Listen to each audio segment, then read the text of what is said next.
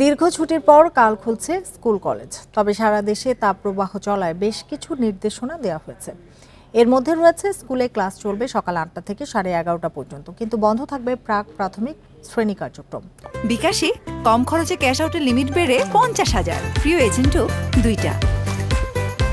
এ নিয়ে কথা বলতে আমাদের সাথে যোগ দিয়েছেন প্রধানমন্ত্রীর ব্যক্তিগত চিকিৎসক ও ইমেরিটাস অধ্যাপক doctor ABM Abdullah. Doctor ABM Abdullah, আপনাকে স্বাগত জানাচ্ছি ইন্ডিপেন্ডেন্ট সংবাদে। যেটি শুরুতেই জানতে চাই স্যার আপনার কাছে, যে যেখানে বেশি শীত পড়েছিল সেখানে স্কুল বন্ধ রাখা হয়েছিল, শীতকালে আমরা এমনটি দেখেছিলাম, গরমেও সেরকমটি করা যেত কিনা?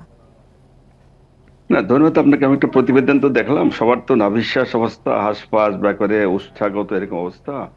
বিশেষ করে যে বাচ্চাদের স্কুল নিয়ে তো গার্জিয়ানরা, পিতামাতা সবাই কিন্তু অত্যন্ত উদ্বিগ্ন। আমাকে অনেকেই টেলিফোন করে বলছেন যে দেখেন, না হলে প্রয়োজনে আমরা আমাদের ছেলে মেয়েদেরকে স্কুলে পাঠাবো না।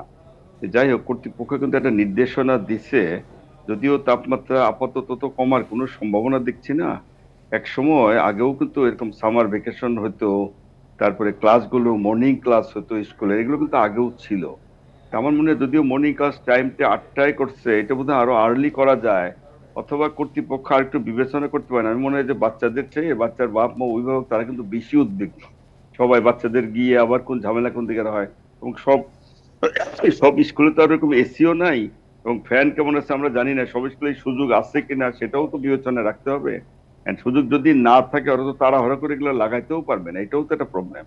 আমার মনে হয় সব স্কুলে যদি এসব না থাকে, কর্তৃপক্ষ আবার বিবেচনা করে, যেহেতু কাল খুলছে, দেখা যাক যদি অবস্থা আরো খারাপের দিকে যায় বা টেম্পারেচার যদি আরো বাড়তেই থাকে, বা আগামী 7-10 দিনের মধ্যে তো খুব ভালো খবর মনে হচ্ছে না, বৃষ্টি হতে পারে এরকম আমরা জানছি, বা 2 তারিখের আগে তো কিছু হবে না।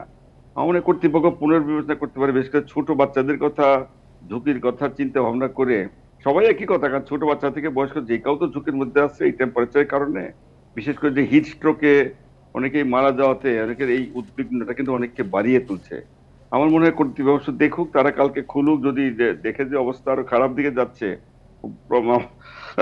মনে হয় এটা পুনর্বিবেচনা করে 5-7 দিন নয় বাচ্চাদের একটু বন্ধই রাখলো আর কি। স্কুলটা বন্ধই থাকলে, স্কুল কলেজ যাই থাক, যদি সম্ভব হয় অনলাইনে ক্লাস স্যার, করতে পারে, আরেকটি ক্লাস বিষয় করতে একটু হবে। জানতে চাই, যে কেজিতে যারা পড়ছে তারা 5 বছরের শিশু, আর প্রথম শ্রেণীতে 6 বছরের শিশুরা, তাহলে কেন কেজি বন্ধ আর প্রথম শ্রেণীর ক্লাস চালু রয়েছে?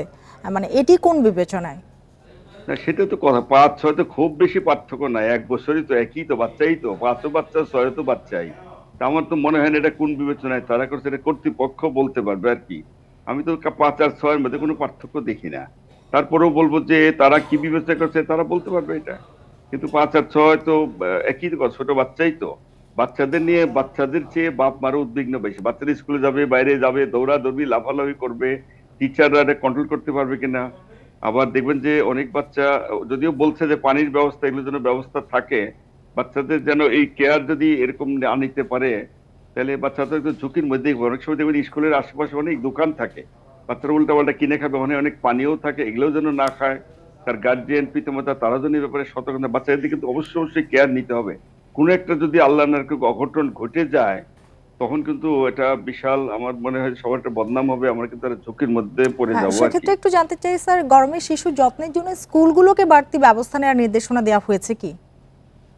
বাড়তি ব্যবস্থার নির্দেশনা দিয়েছে কিনা তো আমি জানি না, প্রতিবেদন তো দেখলাম তারা নির্দেশ কথা বলছে, সেটা তো রেডি হয় নাই। বাড়তি ব্যবস্থা করে না খুললে ভালো হতো, খুলে বাড়তি ব্যবস্থা পরে করলে সেটা কেমন দেখা যাবে। আগে তো বাড়তি ব্যবস্থা করবে, রেডি করবে, সব ঠিকঠাক করে যদি খুলতে পারতো তাহলে সবচেয়ে ভালো হতো। অনেক স্কুলে হয়তো এসি আছে, বা ধরেন ফ্যানও হয়তো আছে, কিন্তু সব স্কুলে তো নাই।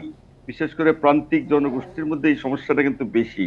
তা আমার মনে হয় বাচ্চাদের স্কুলটা কর্তৃপক্ষ আবার পুনর্বিবেচনা করতে পারে, অথবা কাল যেহেতু খুলতেছেই, তারা দেখুক, যদি দেখে যে অবস্থা খারাপ হচ্ছে, তাহলে আবার কয়েকদিনের জন্য বন্ধই থাকে। কারণ জীবনটাই তো আগে বাঁচাইতে হবে, তারপরে না পড়াশোনার প্রশ্ন রয়ে গেছে। সুতরাং আমি মনে সেক্ষেত্রে করি, একটু আমি চাই ছোট না। করে জানতে চাই স্যার, যে গরমে স্কুলে শিক্ষার্থীদের জন্য কি ধরনের পদক্ষেপ নেওয়া উচিত? পদক্ষেপ, প্রথম কথা হলো বাচ্চারা যেন রোদের মধ্যে অবস্থা না যায়, দৌড়াদৌড়ি না করে, যে খেলাধুলাটা এগুলো একটু বন্ধ রাখতে হবে, ঘরের মধ্যেই থাকবে, রুমেই থাকবে।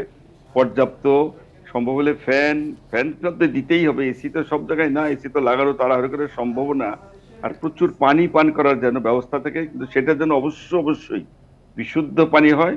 আর একটু শিখিয়ে দিতে পারেন বাচ্চাদের, বা টিচাররাও শিখাইতে পারে, গার্জিয়ানরাও সে পানির মধ্যে একটু যেন লবণ মিশ্রিত করে। কারণ যে ঘাম বের হয়, ঘামের সাথে কিন্তু লবণ বের হয়ে যায়, তাতে বাচ্চার অবসাদ, ক্লান্তি, দুর্বল, মাথা ঘোরা এসবের ঝুঁকি কিন্তু রয়ে গেছে আর কি। এই আরেকটা হলো বাচ্চারা যে খুব ঠান্ডা খায়, অনেক সময় আইসক্রিম, কোক মোক হাবি জাবি এগুলো খায়, বেশি ঠান্ডা যেন না খায়, কারণ ঠান্ডা খেয়ে আবার ঠান্ডা জনিত রোগও কিন্তু বাড়তেছে।